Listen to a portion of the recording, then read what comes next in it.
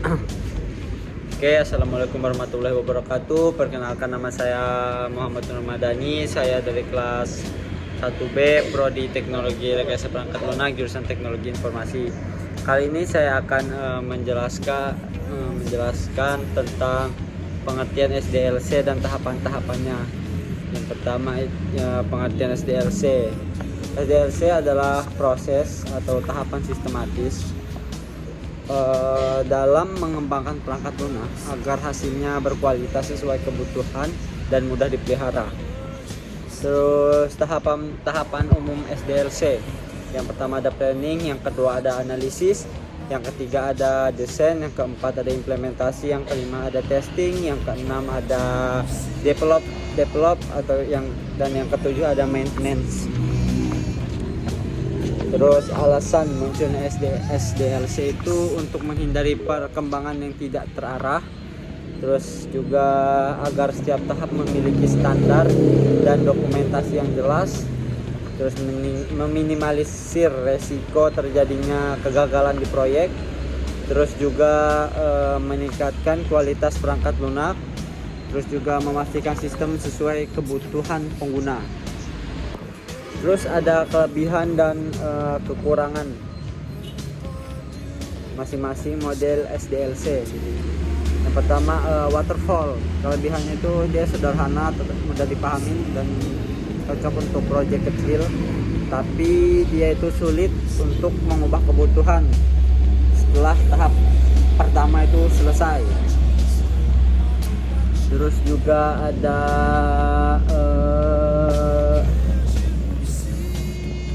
spiral model. Itu kelebihannya fokus pada analisis resiko, fleksibel.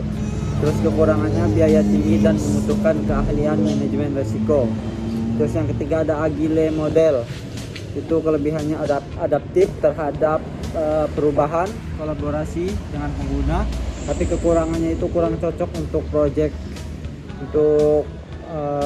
proyek besar tanpa komunikasi yang intensif. Terus ada lagi prototyping model. Itu kelebihannya dapat melihat dia dapat melihat hasil awal lebih cepat.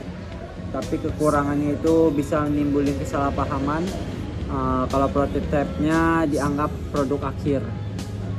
Terus alasan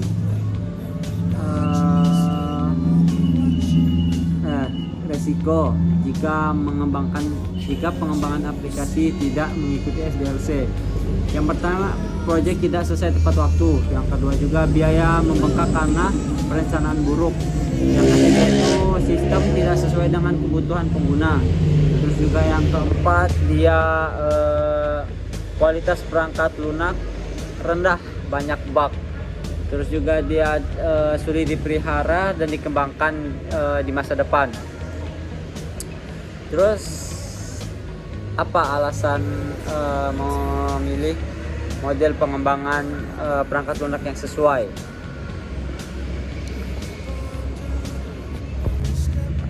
Nah, itu memilih model pengembangan perangkat lunak yang sesuai itu bisa disesuaikan dengan cara melihat ukuran dan kompleksitas proyek. Terus waktu dan biaya yang tersedia, terus juga tingkat kebutuhan pengguna, terus juga kemampuan tim pengembang, terus juga tujuan dan resiko dari proyek itu sendiri.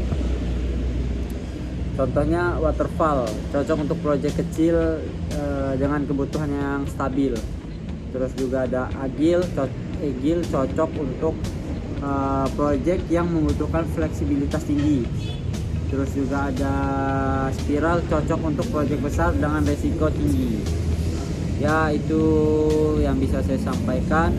Saya akhiri. Wassalamualaikum warahmatullahi wabarakatuh.